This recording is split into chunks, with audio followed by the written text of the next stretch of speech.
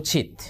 তারপর প্রশ্ন করেছেন মোহাম্মদ মুরাদ, ঠিকানা লেখেননি। আমার প্রশ্ন দুটি।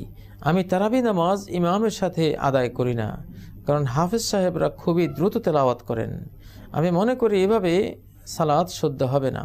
আসলে হাফেজ সাহেবেরা খুব দ্রুত তেলাওয়াত করেন অনেকেই, হাফেজ সাহেব হন বা যে কোনো ইমাম হন, এত দ্রুত তেলাওয়াত করা উচিত নয়। যেহেতু সালাতে কিভাবে কোরআন তেলাওয়াত করতে হবে সেটা তো আল্লাহ বলেছেন, ওয়ারাত্তিলিল কুরআন তারতিলা।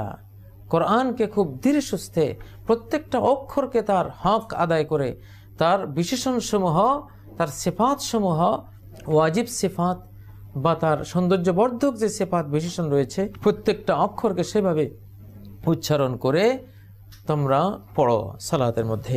ওয়ারাত্তিলিল কুরআন তারতিলা। আর নবীজির কেরাত সম্পর্কে উম্মে সালমা বলেছেন, কানাত কিরাআতুহু মাদ্দান। সহিহ বুখারী হাদিস, নবী সাল্লাল্লাহু আলাইহি সাল্লামের কেরাত ছিল মাদ করে করে, লম্বা করে করে, ওয়াকফ করে করে তিনি পড়তেন। তাহলে সেভাবে তো পড়া উচিত। আর আল্লাহ তো বলেননি, অব্লিগেটরি করে দেননি যে তোমাদেরকে তারাবি পড়তে হবে। তোমরা তারাবি স্বেচ্ছায় পড়ছো, একটি নফল কর্ম হিসাবে রাসূলের সুন্নাহকে ফলো করে পড়ছো। তো স্বেচ্ছা প্রণোদিত কোনো কাজকে খুব ভালোভাবে করতে হয়। তোমরা কেনই বা সালাতে আসলে আর এসে বা এত দ্রুত তড়িৎ সালাত পড়া তোমরা চেষ্টা করছো কেন? তোমাদেরকে তো এটা অব্লিগেটরি করা হয়নি। আসলে সালাতের মধ্যে কোনো তাড়াহুড়া এটা ইসলাম আসলে অ্যাকসেপ্ট করে না।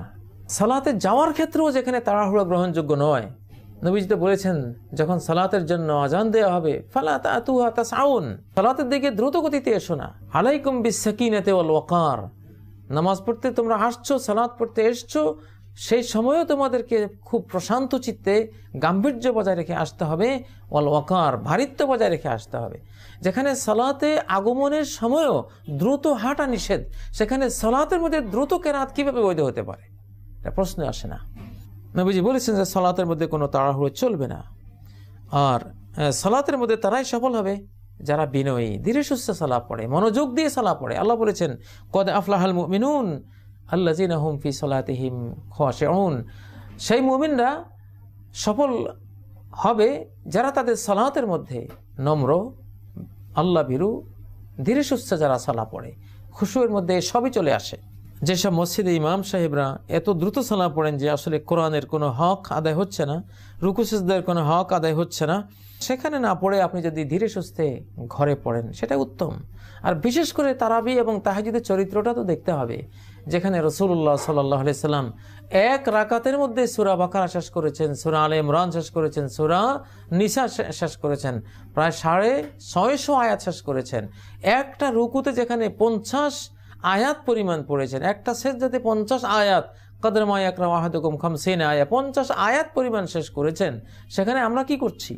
অতএব এটা করলে ভালো করে করতে হবে, পড়লে ভালো করে পড়তে হবে। আর যদি পড়তে ভালো না লাগে, আপনি ঘুমিয়ে থাকেন, তারাবি না পড়লে তো আপনার কোনো গুনাহ তো নাই, আপনাকে তো আল্লাহ বাধ্য করেননি। নফল জিনিসগুলো বেশি লম্বা করতে হয়, বেশি ধীরে সুস্থে পড়তে হয়, যেহেতু আপনি নিজের উপরে নিজে সেটা আপনি নিয়ে আসছেন, আল্লাহ আপনার উপরে সেটাকে চাপিয়ে দেননি। আপনার দ্বিতীয় প্রশ্ন হলো, আরেকটি সমস্যা হলো, আমি যতদূর জানি হাদিসে আছে ইমামের সাথে শেষ পর্যন্ত থাকলে সারা রাত নফলের সওয়াব পাওয়া যাবে, কিন্তু সাথে তাহলে আমাকে ভিতরের নামাজ আদায় করতে হবে। ওই সওয়াব পাওয়ার জন্য আমাদের এখানে ভিতর সহিভাবে পড়ানো হয় না, অর্থাৎ দ্বিতীয় রাকাতে ইমাম বসে এবং তৃতীয় রাকাতে রফে ইয়াদাইন করে দোয়া কুনুতের জন্য। আচ্ছা, কি করব? এখানে যেটা আপনি বলেছেন যে ইমামের সাথে শেষ পর্যন্ত থাকলে সারা রাত নফলের সওয়াব পাওয়া যাবে, এটি তো একটি সহিহ হাদিসের কথা, মুসনাদ আহমদ বর্ণিত হাদিস, মান কামা মা'আল ইমামি হাত্তা ইয়ানসারিফা কুতিবা লাহু কিয়ামুল লাইলা। ইমামের সাথে যিনি সালাতে থাকবেন একেবারে হাত্তা ইয়ানসারিফা, শেষ রাকাত থেকে সালাম ফেরানো পর্যন্ত, কুতিবা লাহু কিয়ামুল লাইলা, সারা রাতের কিয়ামুল লাইল করার সওয়াব তাকে লিখে দেওয়া হবে। এই হাদিস থেকে ইমামের সাথে থাকার একটা গুরুত্ব আমরা দেখতে পাচ্ছি, যে ইমামের সাথে শেষ পর্যন্ত থাকার চেষ্টা করা উচিত। এখন আপনি বলছেন যে ইমাম তো ভিতরে এমনভাবে পড়েন যেখানে সহিভাবে পড়েন না, দ্বিতীয় রাকাতে বসেন এবং কুনুতের আগে রাফে ইয়াদাইন করেন। আসলে এগুলো এক ধরনের ইজতিহাদি গলাত। গবেষণা যারা করেছেন, ইজতিহাদ যারা করেছেন, তারা এই বৈঠকটা তারা নিয়ে এসছেন ভিতরের সালাতের মধ্যে, যেটা আসলে সহিহ সুন্নাহর মধ্যে নেই। আপনার এখতিয়ার, এই ক্ষেত্রে আপনি মাজুর, আপনি তারাবি শেষ করে আপনি চলে যেতে পারেন। আর ইমামের সাথে শেষ রাকাত পর্যন্ত থাকা, শেষ তারাবি পর্যন্ত, তারাবির শেষও কিন্তু যদি আপনি পালন করেন, আশা করা যায় যে এই সওয়াবটি আপনি পেয়ে যাবেন ইনশাআল্লাহ।